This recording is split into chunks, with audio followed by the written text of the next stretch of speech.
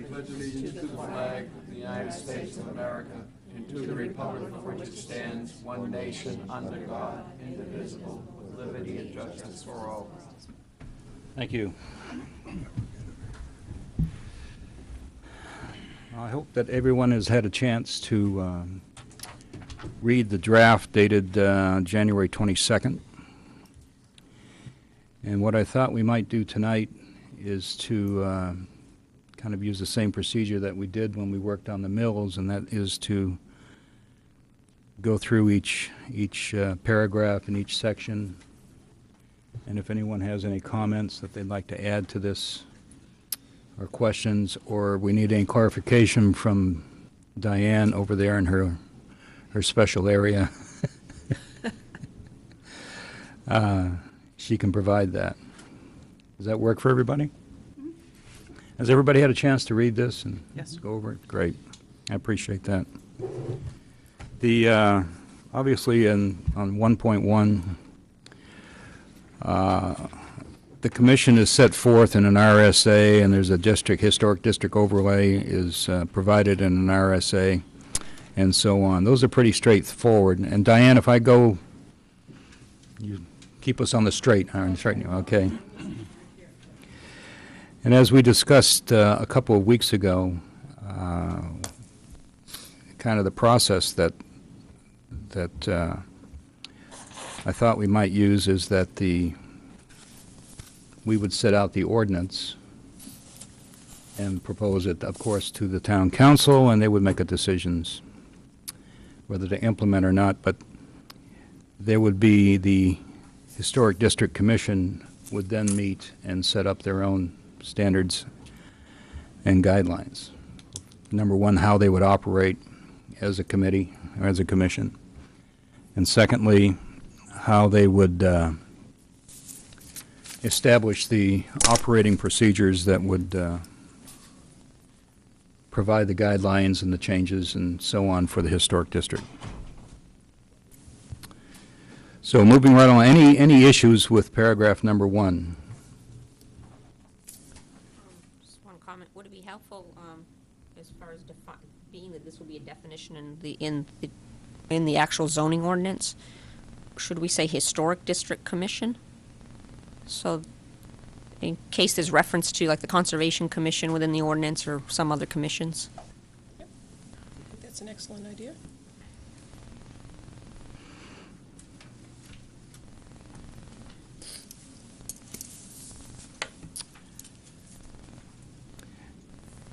Then we'll move on to paragraph 2.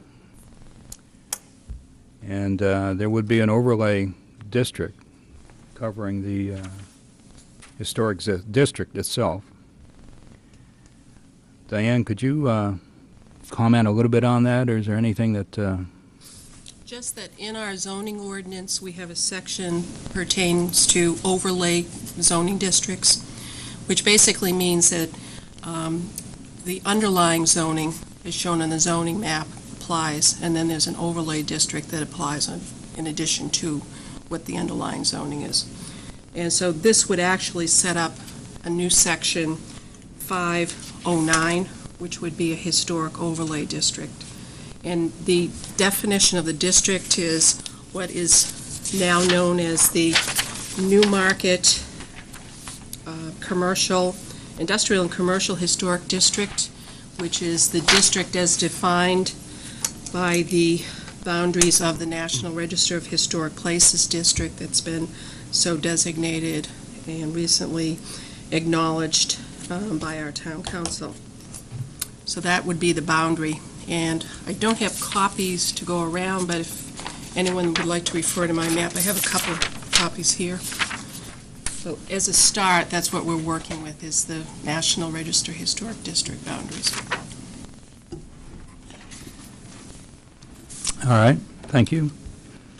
Yeah, Rick? Question under A, and it says to conserve property values, strengthen Should be the strengthen. economy, Strengthen. Yep. the local economy, foster civic beauty, and promote the use of the district for the education, pleasure, and general welfare of the citizens of Newmarket. shouldn't there be something add in there about business? To promote business for the district? Did this wording, Diane, did this wording come from the state? It did, it did come from the state. I mean, you could expand upon that as well.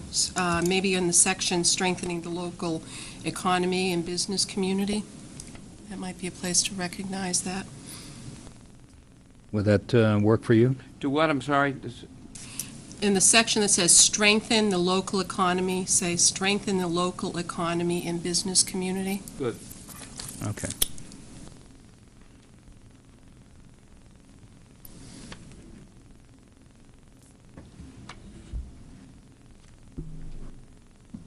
Any other comments on A or B? I have a question on B. In adopting the specific overlay district being the entire industrial and commercial historic district that was established in 1980, what would be involved with breaking up that district at some later point in time? So that, for instance, like in Exeter, I think they have maybe 2 or 3 different districts, and then different regulations applying. The boundaries of the historic district can be changed at any point, provided that you follow the RSAs for changing the zoning ordinance. So if at some point it's determined that we want to just focus on one segment of the historic district and not the rest, or if we want to set up a new district somewhere else in the community, then we could do so, but we'd have to go through the same enactment process where there would be review by the planning board, a recommendation by the planning board, a public hearing. It would go to the town council for a first and second reading, and then ultimately adoption. So at some point in time, if the commission felt, based upon their experience, that they wanted to break this particular district into 2, maybe downtown or riverfront would be one, and let's say the Spring Street, Washington, that corridor may be a separate one, that would be that would be easily done through the amendment to the ordinance.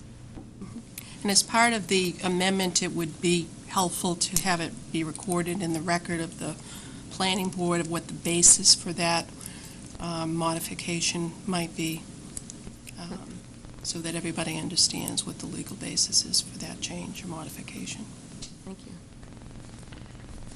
Any other comments on A and B? All right, C1 basically sets up the Historic District Commission per an RSA. And it gives it the power to regulate the construction, alteration, repair, moving, and demolition of structures and places within the historic overlay district.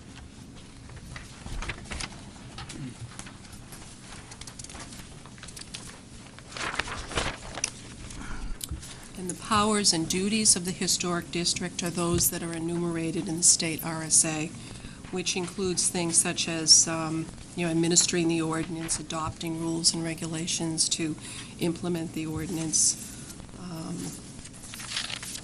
You might want to take a look at that section so you fully understand what that entails. And then paragraph 2 is the composition of the district.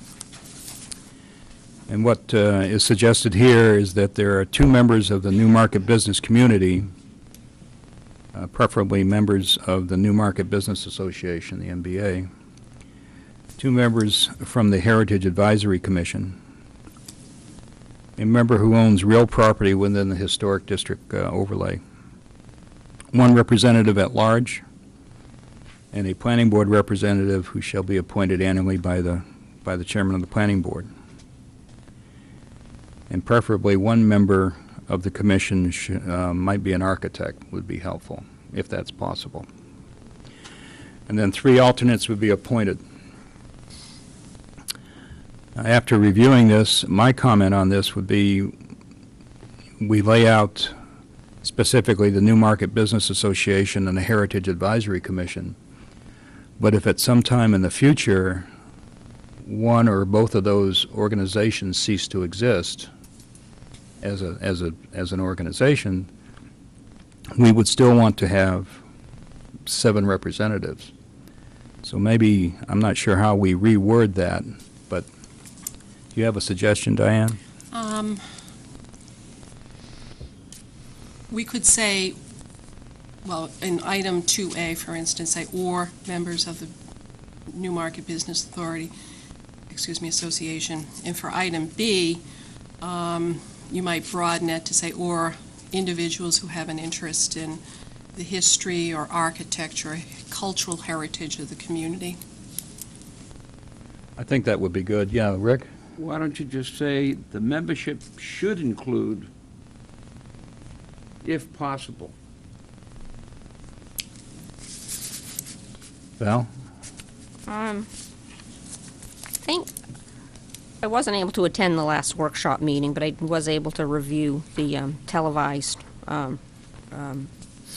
rehearing of it. And one thing that seemed to be, came across pretty clear with some of the public comments was the composition of this commission. And questions also from the board seemed to be relating to that. So I spent a lot of time on this and did some research on that end, and maybe to address some of the concerns, I would like to propose for consideration that under A, we would have the 2 members who are operating businesses within the historic overlay district. So whether or not they're members of the NBA or the Main Street or the Exeter Chamber of Commerce, or eventually, hopefully, Newmarket will have a Newmarket Chamber of Commerce, I think that would cover that. On item B, 2 members of the Newmarket Heritage Advisory Commission. My comments on that, and maybe that needs to be reworded, would be with a background in historic preservation, real estate, architecture, or building trades. I think the concept here is to have knowledgeable people serving on the commission with a background so that there is that level of expertise. So you're saying you wouldn't mention the Heritage Advisory Commission specifically? I'm not saying not to. I think it is a commission in Newmarket. I think that their charge is more of a cultural nature than it is of buildings. I think that they're very involved with the Historical Society in town, with our Heritage Festival. I can see under the RSAs, it really provides for having these 2 separate types of commissions.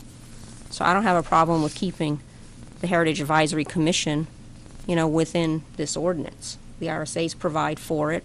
I think they perhaps have complementary, mission to the Historic District Commission, which is dealing more with buildings versus maybe at the cultural type of events or Historical Society focus, if you would. So I don't have a problem with leaving it in. But I do think that whatever members are coming from that organization to the commission dealing with buildings and architecture and structures within the district should have some kind of a background in historic preservation, in architecture, or from the valuation end, which seems to be a component of this, having some kind of a real estate or appraisal or building trades background. Those are my comments on A and B. Any other comments? Janice? I don't know if I'm going to word this correctly, but somehow can we make it that, I'll just say this as an example. Say if I was a member of the Newmarket Business Association, say if I owned a piece of property or business in the downtown area, that you also are a member of the planning board. I don't want to end up seeing maybe 3 members from a town council or a town planning board be also on this committee. I want it well balanced out somewhere that sure. we can, because it could possibly be you could get 2 people voted in on the town council who own town businesses. And if they're always going to have the final say somewhere down the road somewhere else, I like to see it balanced out more within the community. Yeah, I don't know how you will word that, though. I'm not sure either. I agree because I had another note here that was given to me by my assistant at home that said that the members should not be on the town council. I thought it said that they couldn't be employees of the town somewhere. Correct. It's at the very beginning. Is that, the very I had a beginning. general question about that. And so Does that apply to any of our other commissions or boards? Are they, you mean, are they paid? Well, I mean, is there some RSA prohibiting this? It seems like, what's the intent of who shall not hold a salary position in Newmarket municipal government? What is the intent for that, and does it apply to our other commissions in town? I think it only applies to the town council, but I could be mistaken. I don't know that anyone else is paid salaried position. Our Well, we're certainly not. No, just only school board I think- members are, school board, okay. school board and I town think the council. intent is that it be citizens or residents of the town as opposed to employees of the town. So it would exclude the building inspector or myself. Oh, yes. But my question becomes that, let's say Becky, for instance, who is a resident of town, a taxpayer in the town, and if she has an interest in also serving on a commission in town, this seems to not allow her to do that. My question is that the case for all commissions in town, or all boards in town? That our residents who happen to live, who also work for the town, can't participate in our government? I don't know about any other boards or commissions. I probably would check the charter to see if there's anything that references that. And maybe, As a general rule, I don't think it's a good idea. I think the functions should be clearly separate. Because Like- there's always that, question that could arise that, gee, well, are they only acting because they're a town employee, or are they acting in, the best interest of the community as they see it? I don't have a problem with it being in here. My question is more relative, and comments relative to, is it consistent with the membership restrictions on our other town boards and commissions? And I I think don't it know. should just be consistent. And if it's not, if this wording does not appear relative to the membership of these other boards and commissions, I don't think it should be in this particular ordinance. And maybe it's addressed in the town charter. I will check the town charter, and I'll also look at the RSAs for various commissions and boards in town.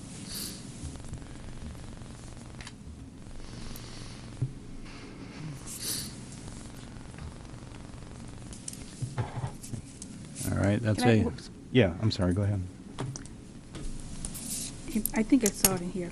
The town council is the people who make the appointments to fill the That's correct. vacancies. Okay. That's what we're proposing. I jumped ahead, I'm sorry. It's all right. I'll wait until we get to that point. Any other comments on A through G?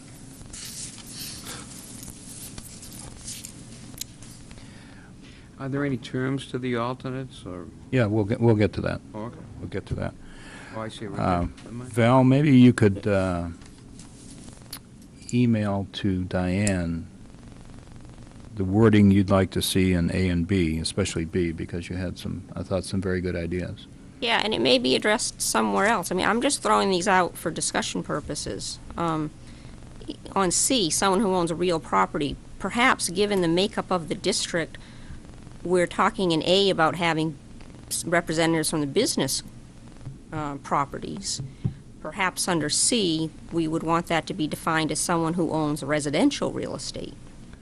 Well, A doesn't necessarily mean that they own property. It means that they're running a business within. Well, let me rephrase that. They're representing, they would typically be representing the business owner's interests on that commission. And to have more of a well-balanced, rounded commission, would it make sense to at least have representation of a residential real property? Because I think, and Phil, you might be able to correct me, but I think over half of the properties are residential in nature. That's correct. So it just might give the council some guidance for this makeup, so that it is a balanced commission. And if this whole issue of people's background in participating in the commission, again, just bringing up the issue of the representative at large, should they have this, as opposed to just an interest, quote unquote, should they have some type of professional background relative to the purpose of the commission? So that kind of rounds that out. Just a comment that We have a really difficult time finding volunteers. And That's if what I you was go gonna by say, the that- board, Yeah, I was going to say, you'll you see you look at a any planning day board, do there's we all 2 or have 3 degrees in planning? vacancies. And I think if we make it too No. selective, then it's going to be very difficult to fill those positions. We don't want to make them so restrictive you can't find anyone to fill Right. the position. I think if someone has a sincere interest in the agenda, in the item, and they demonstrate that there's a sincere interest in the goodness of the town, I think that qualifies them. Otherwise, you don't want all lawyers, you know. I mean, I don't think that I am suggesting I know that. you're not, but I mean, Profession that's not listed. yeah.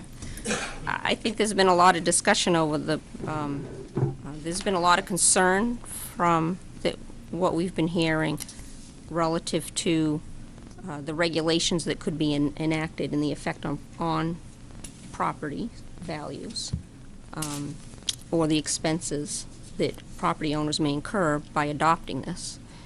And so my comments are really dealing with more a commission whose makeup has a background relative to the purpose. That's where my comments are coming from. Okay? I mean, we've seen this in other towns. These can be very powerful commissions. Well, when we get down to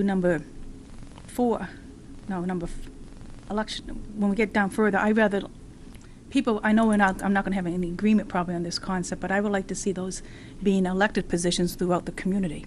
And then if there's a vacancy that comes up, then a town council will fill that vacancy into that time. But I would like to see the positions voted on by the public instead of being appointed by By the town council. the town council. And that's nothing against the town council, Judy. It goes either way, I you know, don't- who's ever up there, no No. matter what year it could be. Absolutely. That's just, sorry, I jumped ahead. You keep doing that. I know. But it may weigh into a thought that Val had. Well, as I was telling Rick before we started, I looked through probably 12 to 15 ordinances Different towns, yeah. in New Hampshire, Pennsylvania, and a number of other states to try and get a feel for what's going on. And every one of them, they're appointed, they're not elected. That's okay. I didn't think that nobody would agree with me. I The just want other- to put my 2 cents out there. I know, and Rick mentioned exactly the same thing. My concern would be that, to Val's point, if you elected 7 people for it, in the worst case, maybe none of them have any experience or knowledge about historic preservation. And I don't know that that would be a good thing.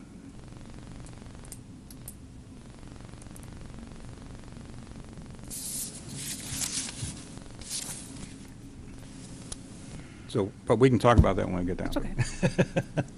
Okay. All right, let's move on. What we'll do under A, B, C, and D is, Val, if you could email your suggested wording in to Diane, and we'll try and work on that. The terms, 3 years. Is that a problem for anyone? Typically, that's what, Standard. and the alternates would be 3 years. If a vacancy occurs, then the town council would appoint someone for the unexpired term.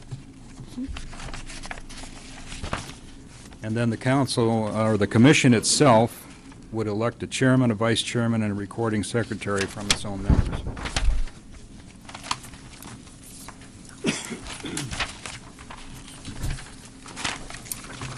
Meetings and records, I'm moving along. If you have anything here that you want to throw in, let me know.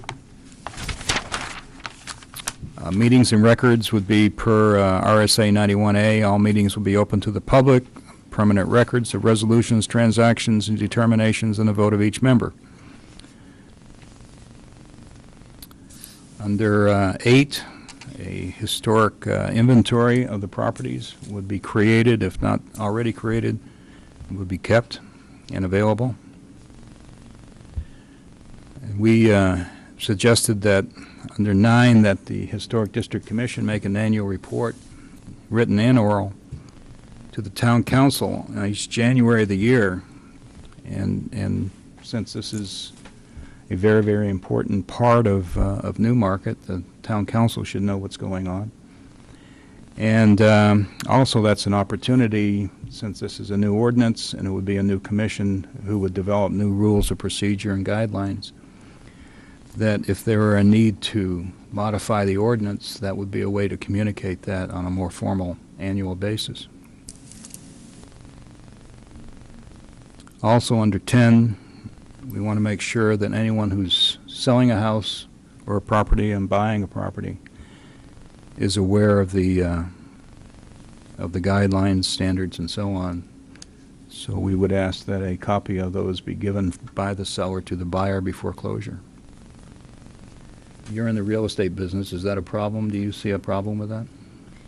I know under the state laws, there are currently 3 required New Hampshire disclosures, and one relative to the town is a site assessment for waterfront property serviced by private septic. So I think this is going to become, I think, more of an administrative issue. When you're talking from a seller's perspective, how do they know that they're giving the buyer the most up-to-date historic district design standards and guidelines? I think this, maybe I can work with Diane on some wording here. I think the issue is that you just want to disclose to a buyer that that property is within the historic district. I think it would be more important from a buyer disclosure to have the tax assessment card reflect that this property is in historic district. Because therefore, if a buyer of a property is typically going to go to the tax assessor's office or go online to Vision Appraisal, and they will be able to see that. A broker certainly will go and get a tax assessment card and then use that as far as part of a disclosure to a buyer. So I think putting the burden actually on the seller to have to come to the town hall, get this report or document, not know whether or not any amendments are occurring, I think that that's burdensome. But the intent, I believe, could be addressed in a different method. Yeah, my expectation would be that the commission would develop guidelines and standards, or whatever they want to call it, and they would be in a little binder. And a seller would go to the commission and get a copy of that. Is this the latest copy? Yes, it is. And then he has it Yeah. available to the buyer. I just think that I think it's an administrative issue that the town can deal with through a notification to a buyer on the tax card would be better for the buyer as well as the seller. Because now the buyer is dealing directly with the town on what is the most up-to-date regulation. Well, that's the thing. You can, through the tax card, you can inform the buyer that the property is in the district, but that doesn't necessarily mean that the buyer understands what that means. And what it means is that there are certain standards or guidelines that will be applicable. To play devil's advocate, let me use a different example. Within any of our ordinance for the Wetland Protection Overlay District, the Shoreline Protection Overlay District, the Steep Slope District, the Aquifer Protection The Ordinance. wellhead, that's a big one. Wellhead protection. No, it is. This notice to buyers should actually be if that's the intent, the notice to the buyers should be in every one of our ordinances, saying that if you as a seller of property in Newmarket your property is in a certain overlay district, 1, 2, 3, 4, 5 different overlay districts, then you are the seller of obligated to get those ordinances to the buyer. So I think that the way that it's presented is burdensome.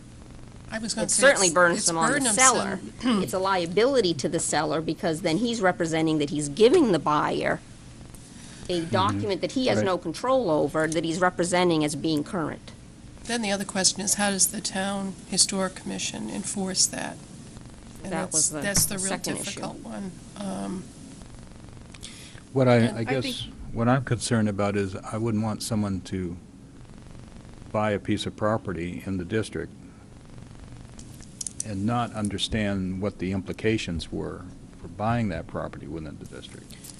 And those implications are codified, so to speak, in these design standards and guidelines that are established by the commission.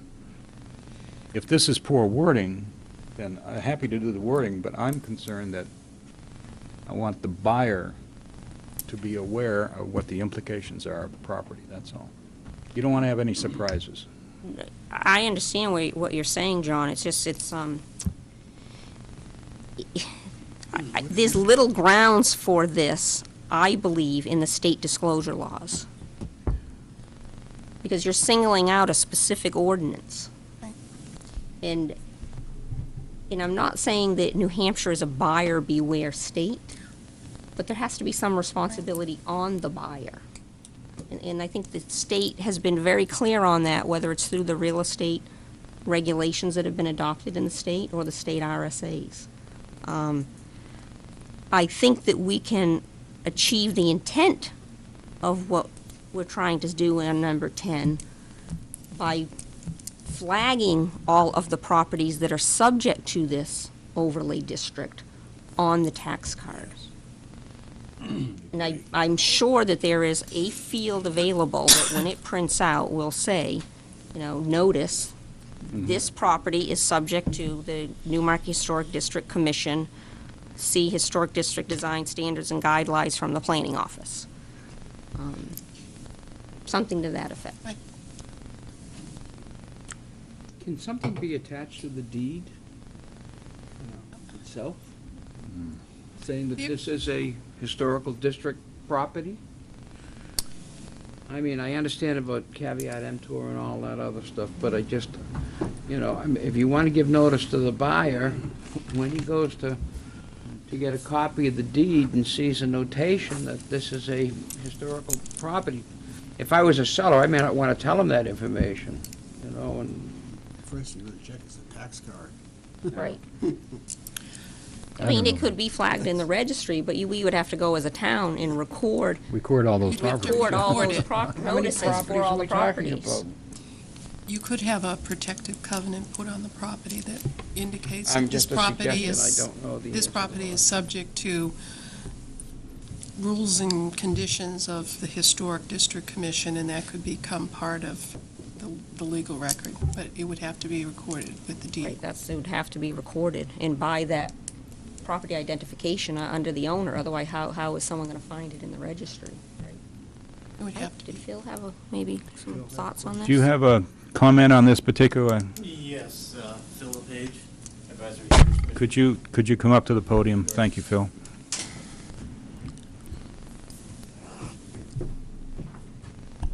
Working? Yes. Can you hear me? Close enough. Okay. With respect to notice to buyers, I think due diligence process, someone's buying a property, they're going to be looking at zoning regulations in the town, any regulations applicable to the property they are buying.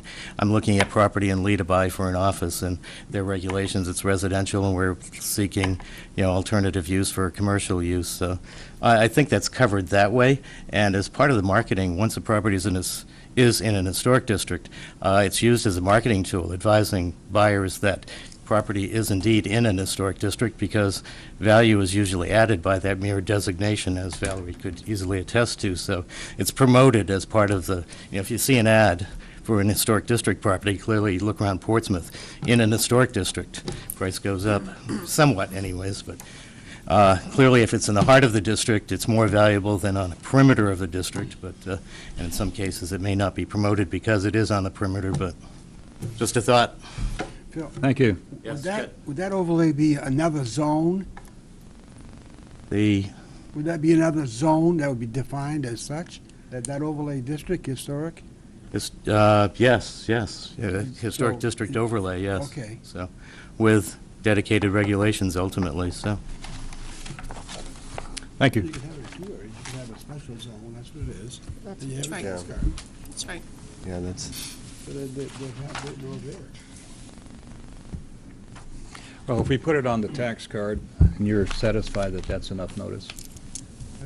Yes, I think the other thing that we could talk about relative to the actual ordinance, do we want a meets and bounds description of the district as opposed to a reference to what was what was identified in 1980? So that people understand when they go to this zoning ordinance, they know that it's properties that are X number of feet from, or that have frontage on Spring Street, Washington Street, whatever the coverage is on the map, but that it's actually defined. Yeah, many communities do include a legal description of zoning districts in their ordinance. We do not here in Newmarket. However, we do have a legal description of the boundary that was part of the National Register nomination. So it's several pages long. It's 2 pages long, I guess. I can pass that around, but we could include that as the legal description of the boundaries. Included as part of the ordinance. As part of the ordinance. Yeah, okay. It's a good idea to do that, I agree. All right, then we'll work on some wording for number 10 that will refer to the tax card. That's going to accomplish what I think we need to accomplish.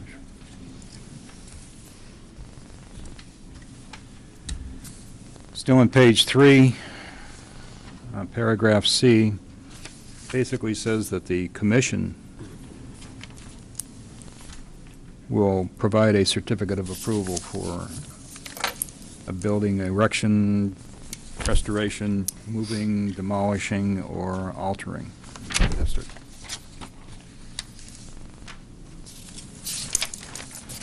We just referenced Portsmouth.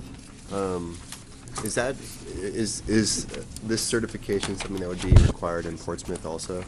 Do we know? I'm sorry? The certification of approval, is that something that would be required in a town like Portsmouth also right now?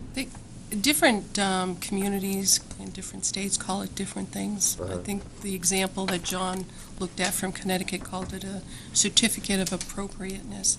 But basically, it's the same thing. It's a document stating that it's been reviewed by the Historic District Commission. They've approved the alterations and placed conditions, so it's basically a certification that then is filed with the building inspector, and so that he knows that it's been approved by them prior to him issuing a building permit for the project. Yeah, everyone I saw required a certificate of approval, certificate of appropriateness, or some other review and approval process. Yeah. I'll presume that as a historic district, they have the same thing there. How would Dan Vincent, or our code officer, work with this certification of approval? We get into a couple of things here later. Okay. Because he issues They're the building. actual forms. Okay. Yeah. So He would would get a have to piece of work with paper that says, this has been reviewed and certified by the Historic District Commission, so it's okay to issue the building permit. All right. Moving on to page 4, paragraph D. The commission will adopt and amend rules of procedure and regulations in the manner set forth in an RSA in order to administer the ordinance. And until such time, they would adopt the Secretary of the Interior standards for rehabilitation, and we've listed those here. I don't know if that would, Diane, would that be actually in the ordinance? Or just by reference? Well, it could be by reference, but I think people are very interested in what the standards will be. Yeah. So I think as part of our first iteration of this, I think it's important that we spell them out. And that, of course, assumes if there's changes in those standards, then the as amended version would come into play. Yeah. They're very general, and there's a certain amount of discretion that would be used by the commission to determine whether something met, the alteration met those standards or not. Yeah, I had a question of why that was in there. And it would seem to me that under this ordinance, the historic district should be obligated to adopt, so that instead of may, it shall adopt and amend rules of procedures as set forth in the RSA. Yeah. So I think that, that should be an obligation on the commission. Secondly, I think I would recommend at the beginning of that sentence that after notice in public hearing, the Historic District Commission shall adopt and amend rules of procedures. The RSAs do require that there be a public hearing and So, notification. That's so what's that's covered under spelled in the out. manner set forth. That's correct, in RSA 675-6. But we can add that to clarify that. Any other comments on paragraph D? And then we've listed here the standards of rehabilitation from the Secretary of the Interior. I presume since we have a new administration in Washington, these haven't changed yet.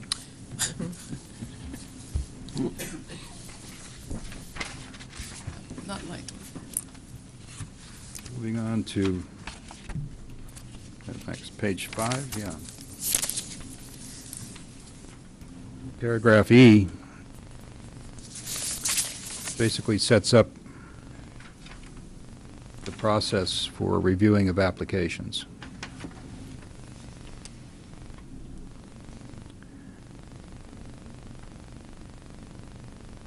Any comments on Is there an Paragraph E. appeal process to this? that's coming up?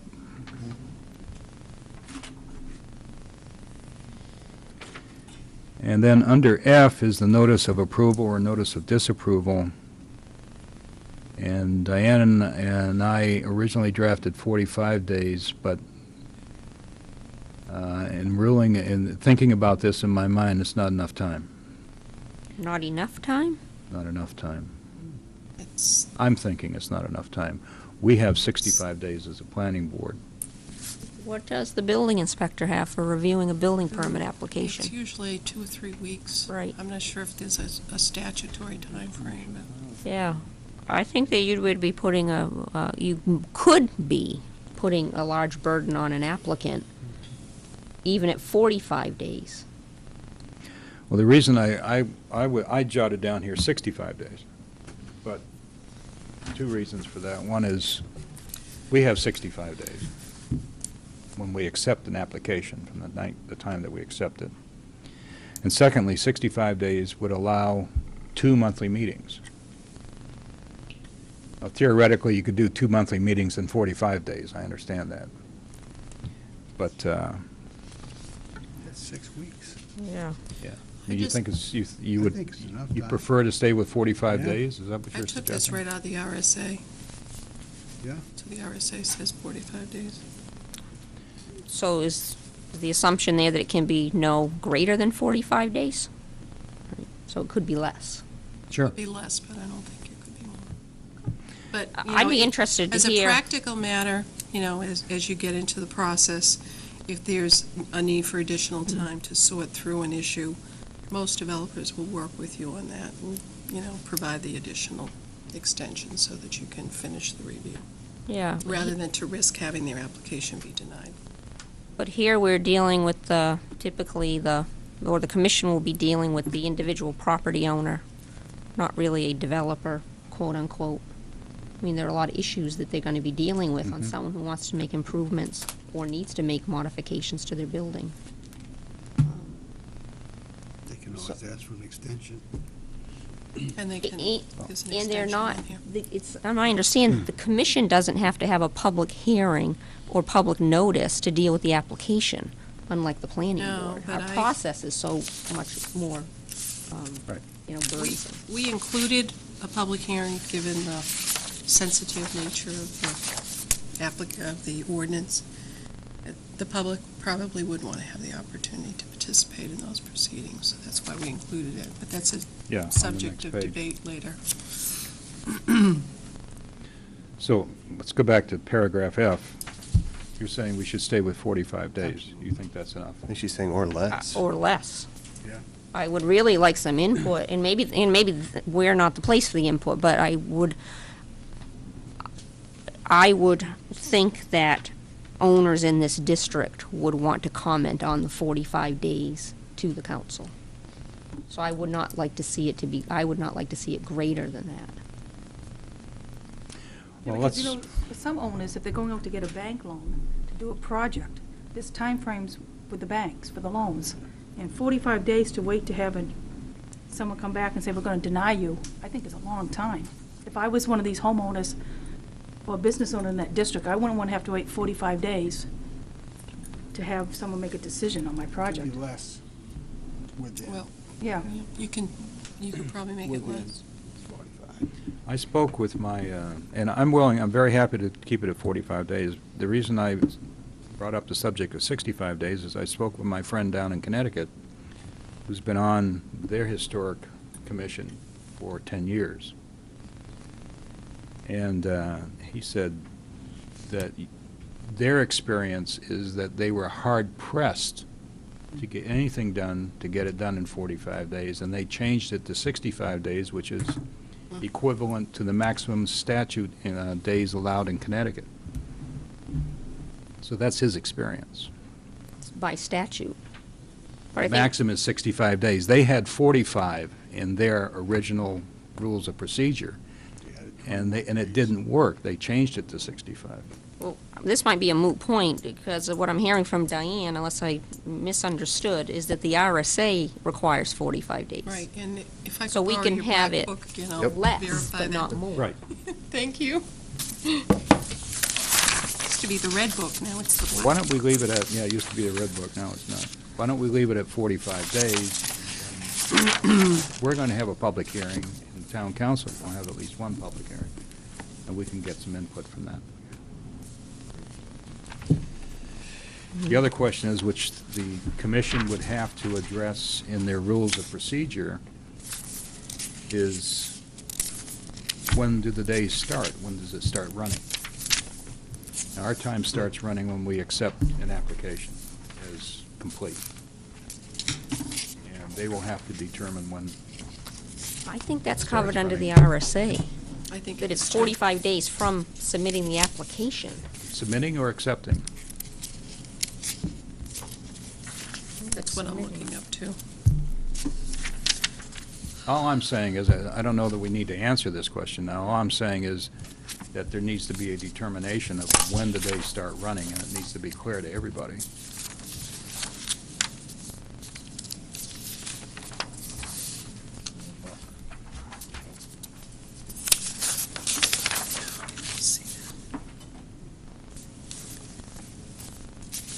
It's filing the application, unless the applicant agrees to a longer period of time. Which is what this says now, 45 days after the filing of the application.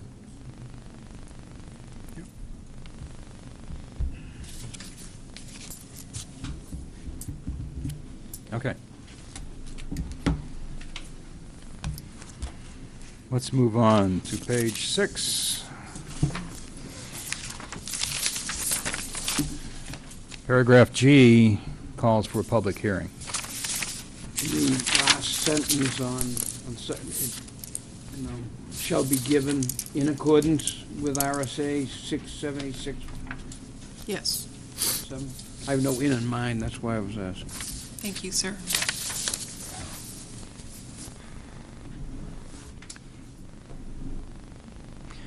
And I think paragraph H is self-explanatory. So, but if we go back to G, Sure. public hearing, Yep. is that typical of other town historic districts when they're reviewing an application?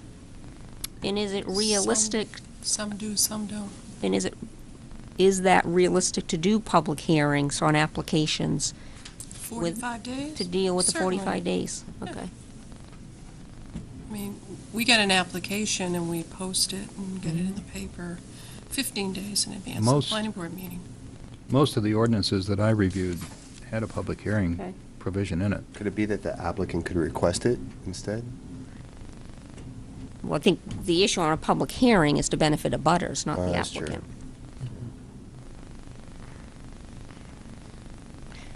And so, does this fall under, by having a public hearing, who would pick up the cost of that? The applicant. And how That's would why it I- be determined? Would it be just the That's why I abutters? very cleverly tied it to the zoning notification, so that it's the same process. You'd have to notify all the abutters, it would have to be duly noticed, it would have to be 10 days in advance, not counting the day of the hearing, not counting the day of the advertisement. So that's. So I just, so that there would be a procedure on how to do that, I followed the RSA pertaining to. 676.7. Right. All right, so notice would be to abutters. Would be to abutters, anybody's property who touches the property in question. And I did that primarily for simplicity's sake. Right. If you want to come up with some, and, if the Historic District Commission wanted to come up with another method, they could do so. Yeah, no, I think it's important. You have people that are, making probably some significant investments in their property, and, and then an abutter wants to do something, you want to make sure that it is Compatible. compatible, or at least being addressed. Any other comments on paragraph G? Okay, moving right along to H. And basically what this says is that Mr. Vincent will issue a building permit if there is not a certificate of approval.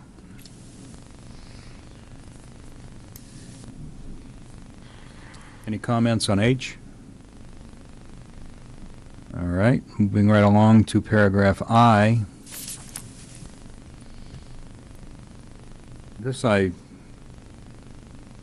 Part of this I pulled from a couple of other ordinances, but basically it's an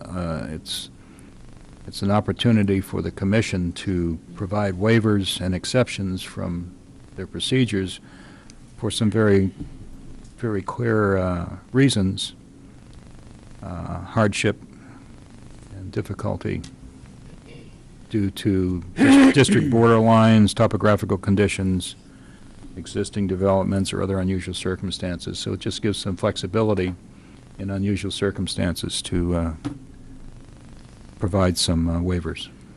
Any comments on paragraph I? Well, I go back to my original question. Is there any right of appeal to this? Yes. Yes, we're going to get there. Paragraph K. Oh, We're going to get there. We're going to get there. It's in the RSA. That's in the RSA, yeah. QRST. Okay. Paragraph J is basically what I would refer to as a public safety clause, which says basically the building is unsafe or in a dangerous condition, it can be needs to be repaired or addressed in such a way. Well, I have a question on this. It says he must certify in writing to the commission. Is that before the repairs can be made if it was an emergency situation? I raised that issue before, and that's, I think that the building inspector, if the roof is caving in and it's about to hurt people, I don't think they should have to wait for Certification. Says they from the committee. Well, No. aren't they, it would be my understanding, the building inspector is basically giving a written notice to the Right. commission that he granted this The basis. permit, if I have you no will. problem with after, but, I mean, It's before. He could do it before. So long as it's certified before the work is done by him saying it's necessary for public safety. Yeah. And Am I it not reading that doesn't mean they right? have to meet and accept it and review it. Well- It just says that he has to provide a written notice. But you're saying the written notice has to be given to them before the work, before the repairs or whatever the problem is cured. Right. And I have a problem with that. I mean, I've seen situations where, Usually the building inspector gets there many instances before other emergency personnel, but he would be there to do that, to certify it. I'm telling you, I have a problem with that, but. What would you suggest? You're talking emergency as in like a 6-hour emergency, right? If 8-hour. there is something that, he gets a call in the middle of the night and says, the chimney's collapsing on building X, whatever it may be. I think he's got to tell him to take down that chimney before, And I'm sure he would. all right, but But they're saying at the same time, he after needs to that time, certify it. after that time, he can give notice to the committee. I have no problem after, but, Yeah. Yeah. I'm not going to, he has to be able to act in his best, I mean, his best ability if a Doesn't say situation arrives, and that's what I want to just make sure that's clear. It doesn't say before, it just says shall certify in writing. Yeah, I don't Implies see a it's after. time frame in. That's my in there. problem. I don't see a time frame in it, and I think that he can tell them You can make a after. determination, Yeah. and Well, I would think that Okay. that gives some Many times he does flexibility by anyway. not having a time frame. Right. Am I not reading that right? I don't know, maybe I'm not reading it right, but I just think that if it's an emergency situation, he should be able to advise, to tell them to go ahead and do whatever has to be done. And then he can advise the And I think- commission after That's- I that. think And that he can allows do it. that. That's what it says. And that's what it says, he can do that.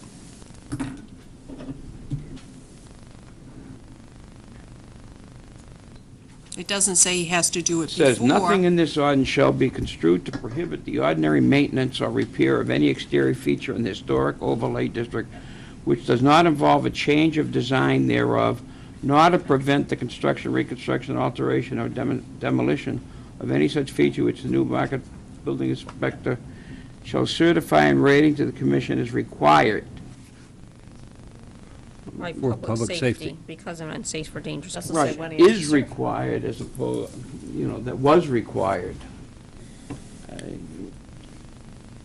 I think, Okay. I think the wording is, Should we take out the is and just put required by? I mean, does that address it? You have such, it's such a run-on sentence anyway, right? It is. you know, lawyers don't like periods, they like full, complete sentences. They don't- Shall certify right to the commission required by public safety. This, let's leave it this. This will have to be, when we finally get to that point, this is going to be reviewed by the town council. Right. Not council, but lawyer, Legal counsel. legal counsel. Legal counsel, Does Dan- thank you. Does Dan have a copy of this? Dan's been out ill. He's been out ill as well. Okay. So he'll be back and he should look at this. That's Oh, yeah. correct. Yep. There'll be plenty of opportunity for review. I think the wording is good. Well, and I just, He's got his procedures anyway. Dan does. sure. He can tape up a building. And if he has say, a problem with "Everybody this, out. he There's can tell us." danger. He's got that right. Certainly. well, and was these the intent under the draft that the Advisory Heritage had submitted? That the building inspector would have this leeway to No. deal with public safety No, issues, not under or is their this draft, new? no. This came up as a result of, I think, Rick's comment. Yes. Early on in the process, that if there's something that's a public safety threat, that the building inspector still should have the authority to do what's necessary to protect the public safety. And he works for the town.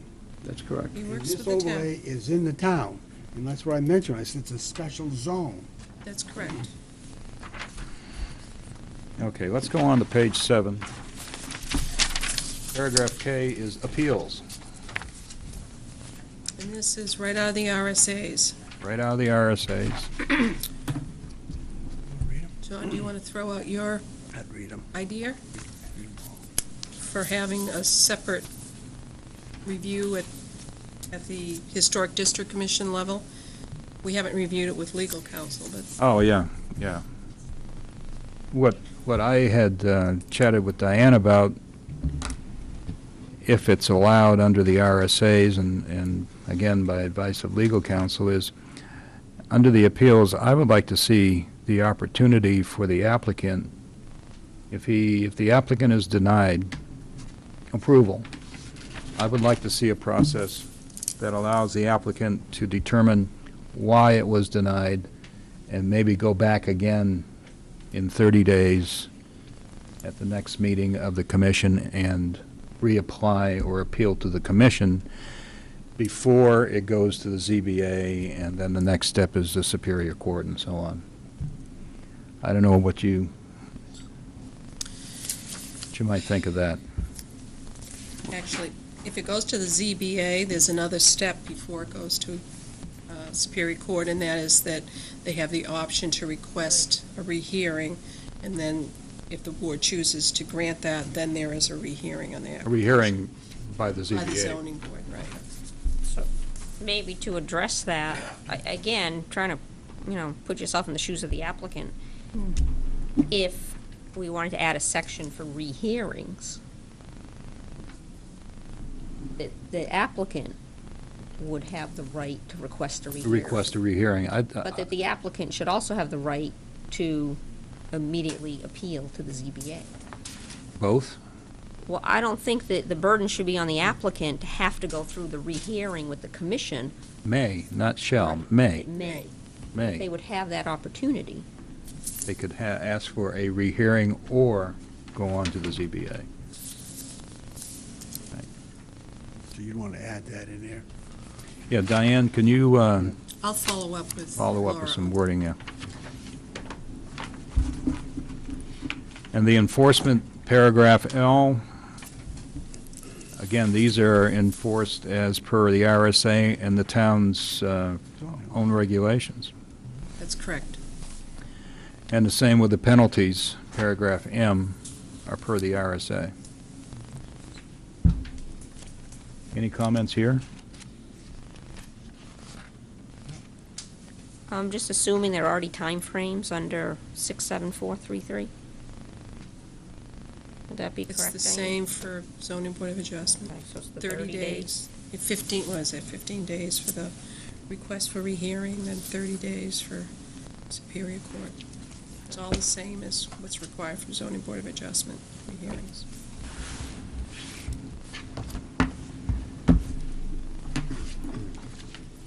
Basically, that's it. I want to ask a real stupid question.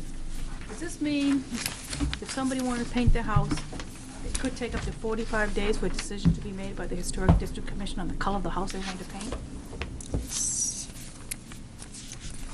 It would depend on, I'm asking. it would No. te- Ultimately, there'd be I would assume the commission would have a palette of, acceptable colors in place. I know Exeter does, for example, so if they're choosing one of those colors, and it's a, varied palette, so.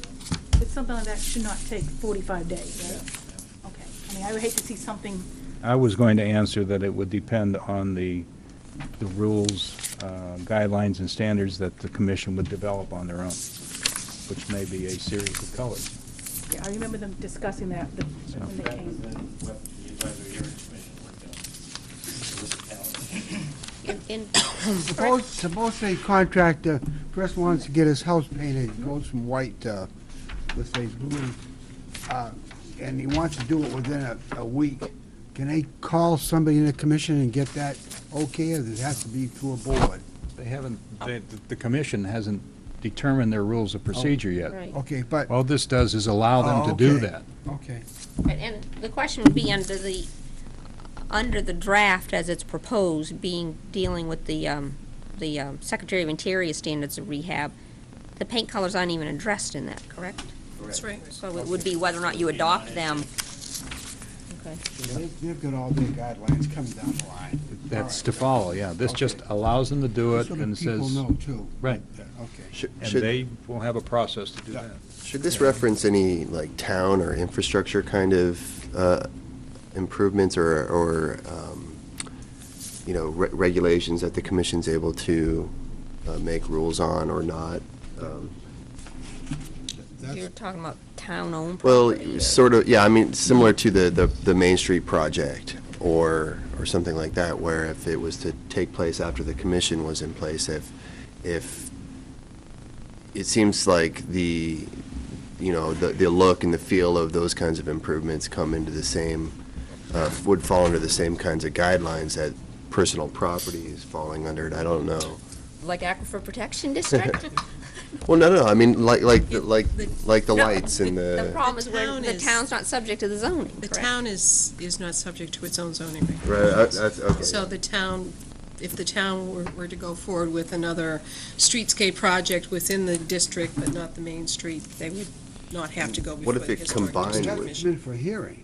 No, not No, for the they would town, not. do it? They do. I think. They might, as a Yeah. courtesy, come in. do it as a courtesy. Yes, yes, Which would be a smart thing to do. but yes. The town isn't subject to its not own required. What if, regulations. though, say like down by the mills, if once the mill building was privately held, and the road around the mill there was being worked on by the town, and maybe it involved some deeding of land from the from the building to the town or something like that, does that fall into this at all, or is that still, Town would be exempt. okay? The thing would be that if they're going to have an area where they're gonna put something in the town, they're gonna cut a lot of trees down, they should, courtesy, come in before the planning board and give an idea what's going on, so that people know. That's basically it. But the town should follow all the zoning. Yes. Right, Yeah. that's Yeah. more the point. Yeah, No they offense should to follow anybody the in the town. zoning, yeah. But if they make these rules and regulations for everybody else to follow them, they should follow them as well. Absolutely. Give that to Diane. Okay. So don't hold me up for Val? 45 days of That's my advance. copy. I'm just kind of curious with the, because we've got one of the business, we've got Jerry here, and then some of the advisory heritage people, if there are any comments relative to the comments that we were making tonight. I was just going to ask if anyone in the audience had any comments they'd like to make about what we've gone through tonight and the draft that we have in front of them. Mr. O'Connell. Mr. O'Connell.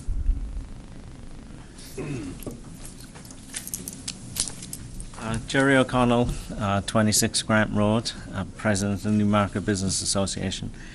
And I have some questions as well that were sent by another member of our board, if I can ask those afterwards. I hope we can answer them. And you may not be able to, but I would hope that it would help with the redrafting. So, comments on what you've discussed tonight. I like the idea that we should have something in here under the purpose, under section 5.09, Historic Overlay District, because it didn't have anything in there about the business community and helping to foster and build the business community. So I like the idea that we talked about adding words in there to mention that, because the Historic District Commission, when they eventually get put into place, if and when, they should, one of their remits should not just be to regulate, but also to foster the community as a whole.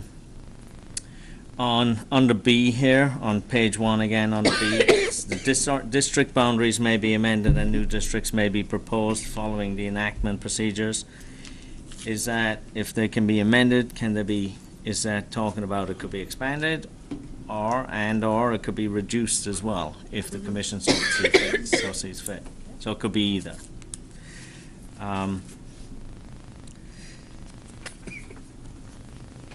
The next one, I guess, would come into the rules and regulations, which will come afterwards, I guess we're looking at here now, but under C here, Historic District Commission and its authority, including the power to regulate the construction, alteration, repair, moving, and demolition of structures. Just a question that I was going to ask there was, how does this fit in with new businesses moving in? And I'm going to say you're probably not going to be able to answer that question. It could come with the rules and regulations afterwards. Question relative to businesses, or what the plans are to deal with the business? When a new business is looking to come to town and the landlord is having to do some building specifically for that business, and how it affects, it might affect frontage to a degree and so on and so forth, but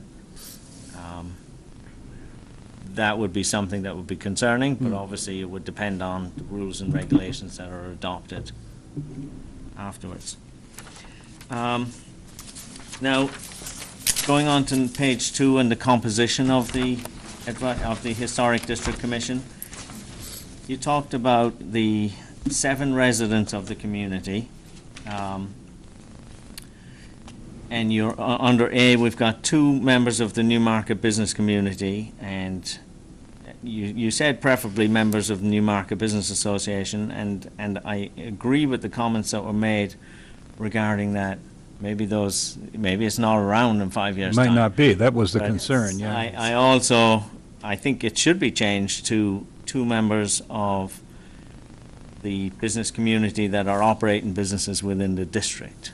I think that would be much more specific, and it should be people within the district, so I would agree with that comment. The next one on the B, 2 members of the Advisory Heritage Commission. My understanding on that is that the Advisory Heritage Commission will be no more when a Historic District Commission comes into being. Is that the case or not?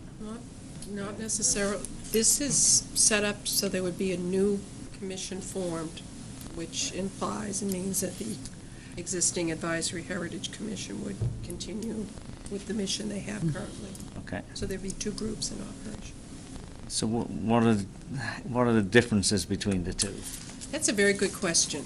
And if I could look at the Black Book again, a Historic District Commission has regulatory powers under the RSAs to regulate all the things that we've been talking about, construction, additions, demolition, moving of buildings. The powers of the Advisory Heritage Commission are much broader, and they include things such as fostering a sense of cultural heritage in the community, educating the public, doing inventories. There's a broader range of activities, and I think Val made the distinction that their focus is more on cultural heritage as opposed to buildings and the bricks and mortar.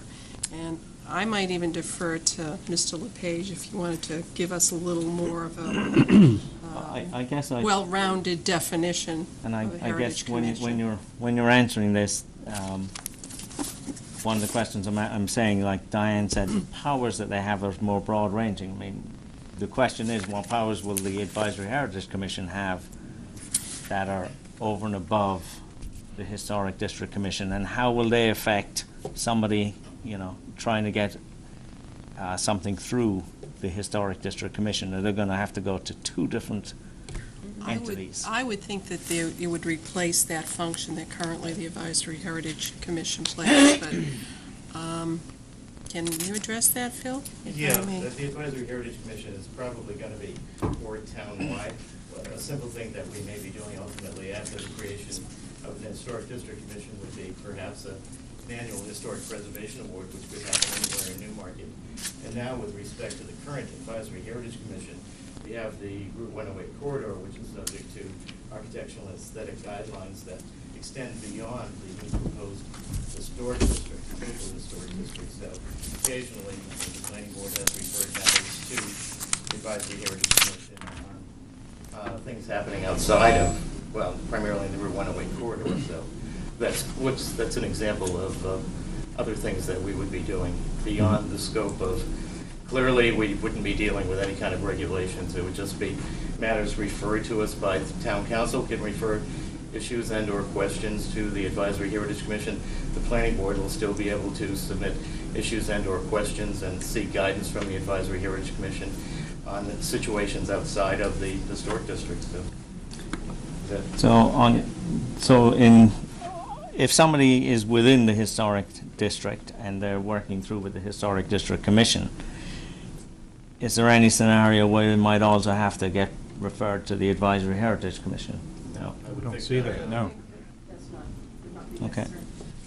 Under the RSAs, the Heritage Commissions have general authority to do surveys and inventory of cultural resources, to conduct research, publish findings, to assist the planning board in the development of the master plan that addresses historic and cultural resources, advise local boards on matters pertaining to cultural and historic resources, coordinate activities with service organizations, publicize its activities.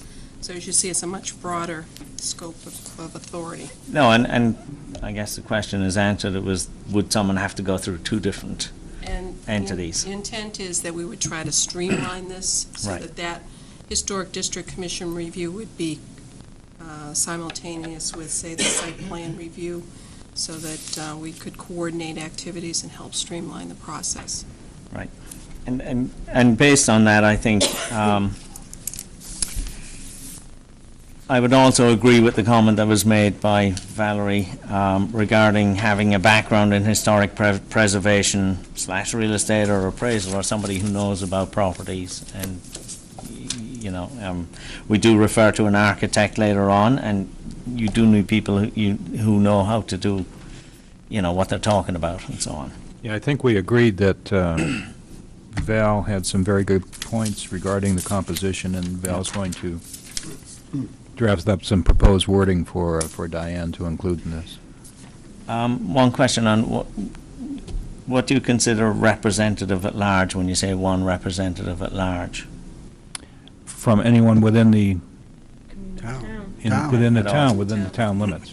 And going back to the one member who owns real property within the historic overlay district, the question was raised as well about whether that should be residential also, because we're within the historic district with commercial industrial. And yes, if 50% of them, maybe that should be two people that own real property. I mean, those are the people who are going to be affected the most. So I maybe there should be two people rather than just one person who owns real property. Planning board representative, and then preferably that. The other thing is, you mean the alternates may be appointed. How would they be appointed? There's a paragraph 4. Yep. Be They're appointed by appointed the by the town council. Newmarket Town Council, but how exactly? I mean, does the town council have a process for deciding if they're the right fit for the commission, or what's the process? Well, my experience with the planning board is that sometimes it's very difficult to get alternates to volunteer. I know. To step up. So whether they're the right fit or not is Right. is a separate question. But they fill out an application. Yes. And the But they do application's fill out an reviewed by application. Oh, council, Okay. and they Yeah, it's on the town give website. their There's an reasons for- application. And any Why? qualifications they want Okay. to list that have to do with it. And one of the other things that you talked about as people who like this, that don't have experience and so on, one thing that might very well help, there are courses offered on historic preservation, and they're offered by various state entities. Would it not be a good idea to have each member who is on the Historic District Commission at some point, once they're appointed, to do one of these courses so that they know what they're talking about as well? I think that's a very good point. I don't know if that requirement should be in the ordinance or should be in the rules of procedure of the commission. I don't know where it should be either, but I think it's a very good idea. if I'm coming along and I'm going on the Historic District Commission and I haven't got a clue about it, where do I get my information? And they do half-day courses, I believe. The New Hampshire Preservation Alliance has Yeah. done a lot of training Yes, and programs. that's the one that does it. I think they have one That's a coming up very in good February, idea. actually. So that there be mandatory training for Right, Historic so District Commission members. you're a member of the commission for 3 years, you get an opportunity to learn what you need to know. All right. I want to make sure that's not an unfunded mandate, so. Yeah. Because the budget's I don't know gonna how go it's up. going to be Planning funded. and zoning budget. Yeah. Washington does. And also, when you talk about people operating businesses within the district, just going back to that, it says up the top for the composition be 7 residents. What if the person operating the business is not a resident of Newmarket? I think that's an issue with our I think master, we- with our We charter. made it very clear in the first line that would be 7 residents, and I think it has to be a resident of the town of Newmarket.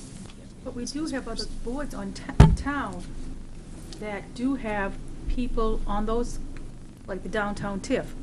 They have a resident, a member on the committee, who is a business, a property owner in that area, but does not live in Newmarket. So, that does happen. And there are several property owners who do not live in Newmarket. Yeah, and this one doesn't, But, lives Diane, on is town. the issue and he's on a board. a regulation under the RSA because this is a regulatory But if commission? they own I'm not business sure, property, that's, wouldn't that be wouldn't you make an exception if they own property in the district? Residents or property owners. Residents, I would say residents or property owners in the district. That We'd would have cover to- that one. take a look Well- at the RSA's again and the town charter. So someone who's leasing a property, for instance, running a business in town, wouldn't qualify because they're not a resident. Right. And that's part of the charter, or And it the says right on RSA's. the I'm not application sure, we'd how have many to years look as at a the resident. charter. Right. We'd have to Okay. look at the charter and the RSA's. Yep, that was one question that came up, so I guess that's answered.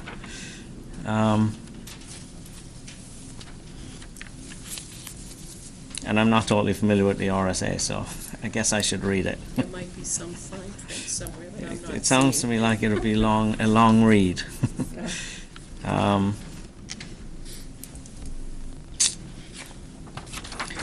Notice to buyers as well, there was some discussion on that. And one question I have, I guess, is on current owners. Are they going to be informed about the process and the draft ordinance and so on, and be given this beforehand so that they know as well? We'll what's have on a there? public hearing, the planning board will have a public hearing.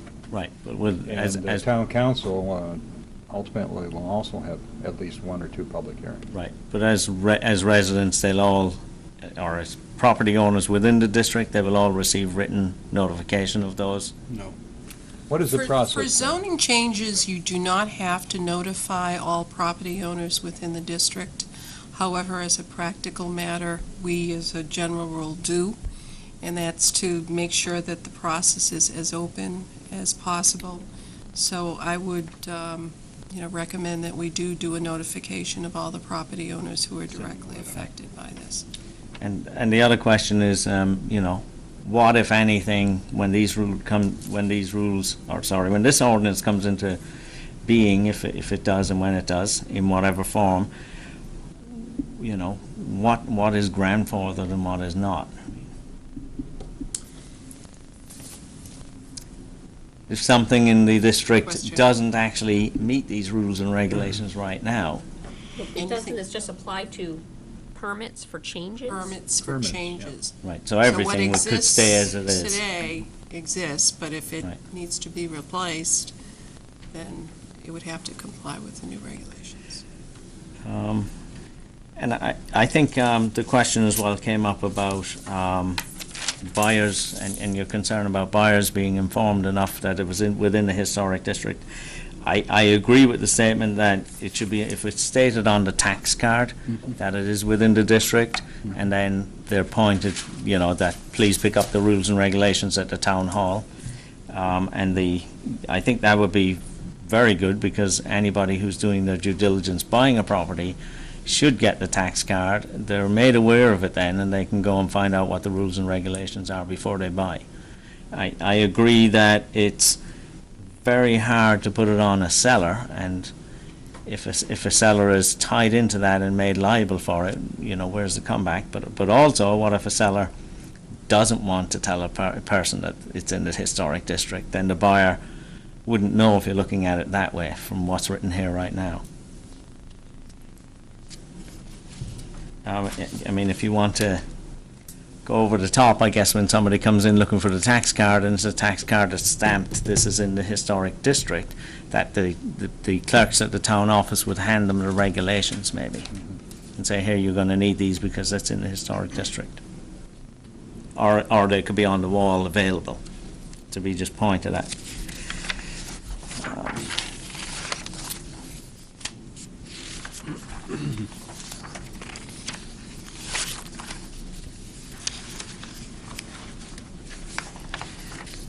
For the public hearing, I thought that the public hearing might, on page 6 and under G, the public hearing could also take a long time and everything, and it might be cumbersome for certain things, so we might need certain layers, I guess, like the time frame for getting work underway, if it's a very small job, etc.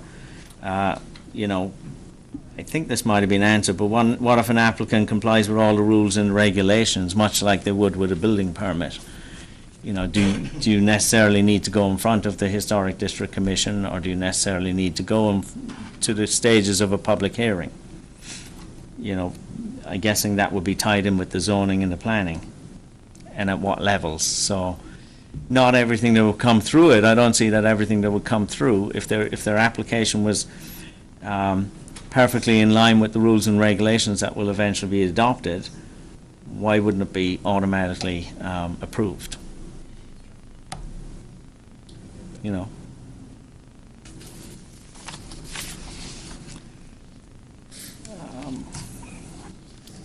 You talk about on the last page, the penalties.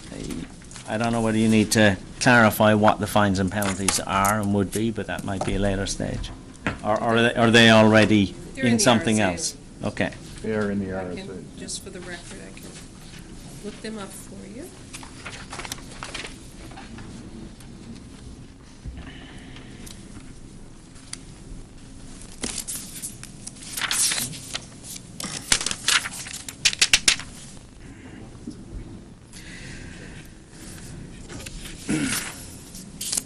I think going back to meetings and records as well, this is, I'm going back over a couple of other questions. Where it's open and or available to the public in accordance with the RSA, does that mean you get written notices sent out, or is that where the notices are in the 3 places, you know, Tacton Town Hall Board and 2 other places? 2 places is, 2.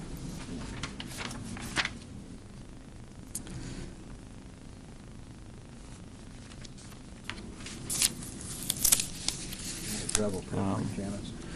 One other question I guess I have here.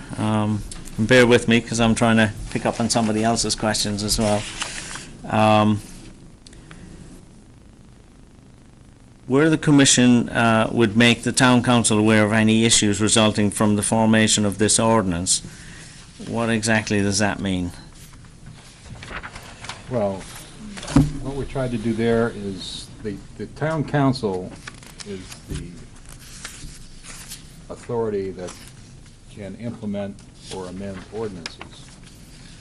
So while we think that hopefully what we put together and recommend to the town council will be a perfect document, perhaps it won't be. Perhaps the ordinance needs to be changed or modified. Mm-hmm. And we're trying to determine a way that would be best and appropriate to communicate that to the town council, that there might be a required change in the ordinance. And also, we thought because of the importance of the historic district to the town, that it would be appropriate to have an annual report of accomplishments, goals, objectives, so on and so forth. It's all the departments, Joe. Yep. And it seemed appropriate to put those 2 things together into an annual report to the town council. Okay. Mr. Chairman, I have an answer to Mr. O'Connell's Sure, question. go right ahead. Under RSA 67617, fines and penalties, any person who violates any provision of this title or any local ordinance shall be subject to a civil penalty of $275 for the first offense and $550 for subsequent offenses for each day that such violation is found to continue after the conviction date or after the date at which the violator receives the written notice. Okay. Yeah, and I just guess I didn't know what they were when it wasn't written here and it's in the RSA. I think that's it. Okay. Thank you very much for your comments. Okay, thank you. Mr. LePage, Yes, thank you, thank you. saw you sitting there thinking. Thank you for the opportunity. I think you've done a great job here with respect to this draft ordinance, and after meeting one-on-one with Jerry with respect to the membership issue, I think you've come up with a very good median there in terms of the concerns that the community, the business community primarily, was expressing with the makeup or the composition of the new Historic District Commission. So the language that Val mentioned, some little bit of, incorporation, I think will help too to clarify that a bit more. I'm going to try to be brief here too, by the way, get you out of here. One thing, with respect to notice to buyers, ultimately, I mentioned due diligence. Hopefully there'll be some signage in Newmarket that we have a historic district. I know the NCDC has funded some money for signage for the National Register Historic District. So hopefully, working with Mike Provo, we'll get that up and running soon. So the addition of a local historic district, you come into town, Route 108, you're going to see entering Newmarket Local Historic District or entering Newmarket Historic District. So I think maybe, and the tax cards too, if you put it on there, that's clear. But I think that should take care of that issue. Now, with respect to the 45 days we had talked about, a lot of these projects and I can't envision what any of them might be, but a lot of them are going to be in conjunction with a plan submitted to the planning board, so I'm 45 days tight. Advisory Heritage Commission, we're very flexible. We didn't have to do public hearings on a regular basis, and we were able to hold special meetings with developers. For example, the Select would, we can call a meeting like that. They were publicly noticed, but I mean, the makeup of our board at that point, we're able to, work with developers, especially from our concern of, not thwarting business in Newmarket. So,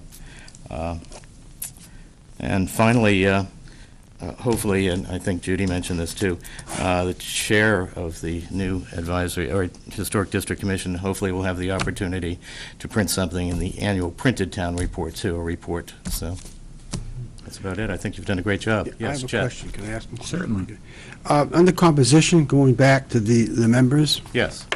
I have a problem with one that says, one member who owns real property within the historic overlay district. I personally like to see two members and have this stated as homeowners. What do you think of that? Jerry said. Yeah, Jerry mentioned that too. Yes. One thing, you look at the map and the properties in that map, a lot of those downtown commercial properties have residential components above the big bean. And as you proceed downtown, there's lots of residential. You have a lot of homeowners in that district, that's what I'm saying. And they will be affected by this overlay. Yeah, so, but the question would be, where would you draw the line, commercial, residential? Because you're going to have some that are both, so I'm good either way with it. If you, We could probably tie it to the definition in the ordinance. there you go. All right. Okay. Yeah, because there are lots of homeowners that will be impacted. Yeah. And we said, again, Val's suggestion that as a member who owns residential property within the historic overlay district, so. In your experience, have you seen this in other communities where they have more homeowners tied in with businesses and have them more representative? A lot of historic districts are just purely residential, grouping of historic homes, so it's across the board. It's all over the board, basically, I'm sure, so. So would you advise having two? Yeah, maybe you could designate the representative at large to be, well, Okay. no, then you wouldn't get someone from outside of the Can I ask Phil maybe a district. different question relative Go to that? ahead. Yeah. If we had, that there are two business, or, operating entities, owners or tenants, whatever we determine, and then two residential owners, what would your feeling or opinion be about then limiting the Heritage Advisory Commission to one member, being that it would probably be that I can envision one or two of the residential real property owners or commercial owner or the member at large also serving on the Advisory Heritage Commission. So you may end up by default, because of You're- people's interest, to already You're going to have two. some line crossing, obviously. For example, I'm on the Advisory Heritage Commission, and I will own property in the Historic District. Now, that's on Route 108. It's commercially zoned, so I don't know, but it's residential. But do you think, would the Advisory Heritage Commission have an objection to limiting the specific appointment from that commission to one member? So that we can have Two It- for, two, you may be members of, you may also be a member of AHC, Yeah, but the council's not appointing two AHC members. Yeah. They're appointing one, just as the planning board's appointing one. So you appoint Yeah, I one, couldn't and then there'd speak, I be couldn't two speak real for the property. Advisory Heritage Commission, but you're doing this, so human I don't beings, think you, Looking for I don't think you need to consult with us at Looking this for point. input. somebody may not be able to come, so you should have a possibility of two. Yeah. And Well, didn't we already say too that that might just be, or people who have an interest in that arena, as opposed, in case the commission is non-existent in 5 years? And this is just a Right.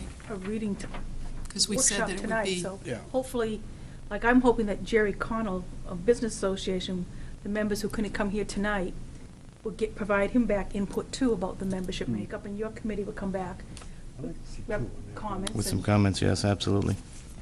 So that could Do be. you have anything you'd like to add tonight, or? yes, Okay. if you go over percentage, it's probably 60% of the homes. Anything else? Thank you very much. Great job, thank you. Thank you. Can I ask Jerry a question? Sure. Thank you. Jerry, I have a question for, you don't, that's up to you. I'm just curious, we made this, we mentioned this on the television, that we will be having this workshop tonight. It's been posted. Did you get a large input from the Newmarket business owners in that area? I mean, I'm just kind of a little disappointed I'm that here a lot on of my people own. aren't here. I was wondering, well, if 50 people emailed you with questions, is there a good turnout on your end? And I didn't get enough feedback on it. I mean, from- they've tried over the years, and Yeah, they're I trying. didn't get enough feedback on it from the business community. It's if you're walking downtown and you're talking about it, it's sometimes easier to get the feedback. But I was just curious. yeah, I mean, it's like you say, it's hard to get volunteers to do things, and it's hard to get people on these boards and commissions and so on. And it'll be an awful lot easier if people would just come out and support or not support or give their opinion in some way. And beforehand and not after the fact. Yes. Yeah. Well, This is a Right. workshop, It's a and workshop, yeah. we will have at least one public hearing, so. Yeah, well, I mean, we do have an MBA meeting coming up that I'll have all the board there. So I'll be able to get a lot more input and be able to give it back to you. When is that meeting? It's on Thursday evening. I don't know. It's a little short. I was going to say, I would hope that we could have the second iteration of this out to interested parties, but Thursday's going to be a pretty quick turnaround.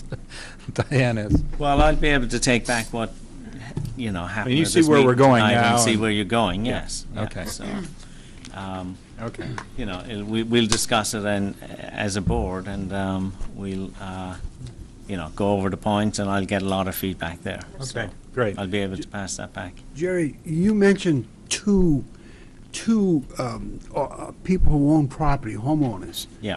Why was your reasoning for that? Well, because I think they're people that are most affected. People who own property in the district are going to be most affected and have to either pay the money to improve the properties if they want to get new tenants, or if it's a residence, a new buyer coming in and wants to make changes to the home, they're going to be the ones that are most adversely affected financially.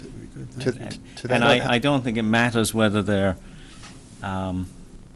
residential or commercial or what the mix is. I mean, as long as there are two property owners in town, and if you're going to have two, you may as well say, well, one should be residential and one should be commercial. But I don't know if it matters or not. Well, I think it gets a little bit more complicated than that. Also, I think looking within that district, in that I don't know what percentage of residential owners in the district are living there as their home, and what percentage are using them as residential income property. And it seems like that could be an additional component, an additional interest in how they would see the historical district in benefiting or not benefiting them. Okay, great, thank you. Thank you. Well, Are we in agreement that we're going to have two on homeowners? Two and two, okay. Val has volunteered Yes. Yeah. To email Diane. to email Diane with proposed wording for that. All right? So John, does just- that mean we're reducing the number of Heritage Advisory Commission members? We want to keep the number at 7, Keep the number at 7, yes. Have one heritage. so there would be 1. That may change. We can do that. Rick? If somebody does repairs to a building, does the law in this town or the state law require handicap accessibility to the building? If it meets certain thresholds, It depends. if it's, Okay, but I mean, Yeah, is it that depends. something that 3 or has to more be in units. their ordinance, or is that something we have to put in ours? Neither one, it's already in the The RSA. RSA's, okay. I'd like to now talk about some kind of a time plan here. I hope everyone brought their calendars.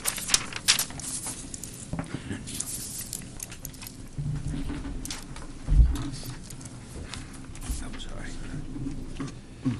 February? Well, yeah, we're going to have to be in February. We have a planning board meeting 17th. on the 17th. And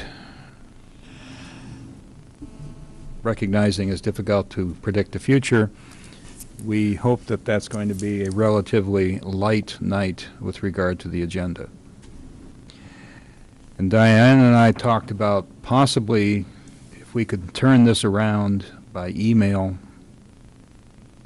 to try and have the public hearing, a public hearing that same night as the planning board meeting for the draft ordinance. If we can do it by email, that would be one thing that we could consider. Another thing would be one more workshop.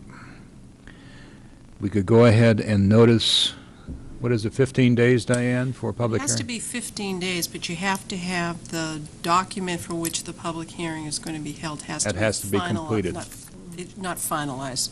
The draft has to be available for public review 15 days in advance. So 15 days means that the notice would have to be posted on the 2nd of February.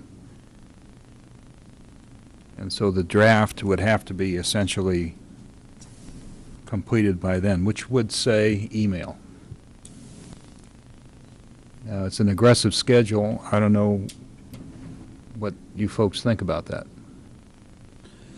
But I have some personal reasons for wanting to move forward because I'm not going to be here in March. I'm going to be gone. So I'd like to be involved in this as much as possible. Why, I have no problem for the 17th to do it. for a public hearing? Yeah, I don't have a problem. Can we turn it around by email and do that? And go ahead and schedule it for a public hearing on the 17th? The biggest burden's on Diane. So. Yeah. And tomorrow's going to be a snow day. Friday, you're closed. Diane, do you think we can manage this? We'll do our best. We do need to get a list of all the homeowners together, and we'd like to get those notices out by the 4th of February. Well, does the Advisory Heritage have a list of those homeowners? Because I know when you did your other We public did do a hearing, you mailing, sent them yes. all out. So that should be on file. So you can have the mailing, just cross-reference it to the map that we have. We have to make sure they're up to date. Yeah, that's what I meant. Just to- So why don't we go ahead Appreciate and, that, thank you. Okay, thank you. That'd be helpful. why don't we go ahead and notice for the public hearing for the 17th as part of our planning board meeting? And let's agree that any comments are going to be sent to Diane by email as soon as possible. I think from what we've gone through tonight, I think we're 95% there. And the composition was the big change, which is fine. Any other comments? Diane's taken it all down anyway. Right? Absolutely. So, all right. Anything else? Rick? Just a quick mention, I attended the Stratford Planning Commission meeting the other night, and they agreed to hold the fees to the same as last year. They're not going to increase them. Okay. And the second thing is that Diane has been notified, they're gonna do some work on the coastal waters Yes. through the commission.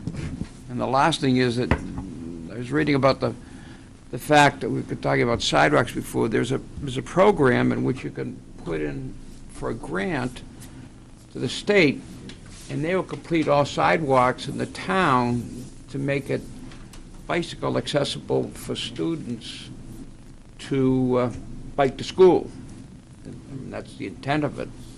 And I don't know if anybody's looked into that, but it's something that definitely I think somebody should take a look Is this at. the this is safety? fully 100% funded by the Safety to state. school or something like Yeah. that program? To the secondary schools? Yeah. Interesting. Elementary school, too. Although we have a regulation, you can't ride a bicycle on a sidewalk in Newmarket. Yeah, that's right. Well, We'll have to anything else change- on the ordinance? All right. I appreciate your help very much tonight. Do I hear a motion to adjourn? So moved. Oh, Yeah, Diane. Can I ask people if they could get their comments, if at all possible, by the end of this week? That would be Oh, certainly. helpful From the planning board members. If not sooner. members at large. Can I make a public announcement? Just a 2-minute thing? Go ahead. Well, we don't have a TV, our meetings aren't scheduled, televised. We are. The Newmarket, no, our meetings. The Newmarket Veterans Association is holding a fundraiser on February 3rd at the Riverworks, and it starts at 5 o'clock. And we will appreciate the people in the community to come out and support us, because a certain percentage of the proceeds is being donated to our fundraising for the new memorial. Okay, Thank you. thank you. Thanks. Motion to adjourn. Motion to adjourn, second. second. Here. Thank you very much. Thank you, everyone. Vote on that? Yeah. Who's in favor? All in favor? We'll just go anyway.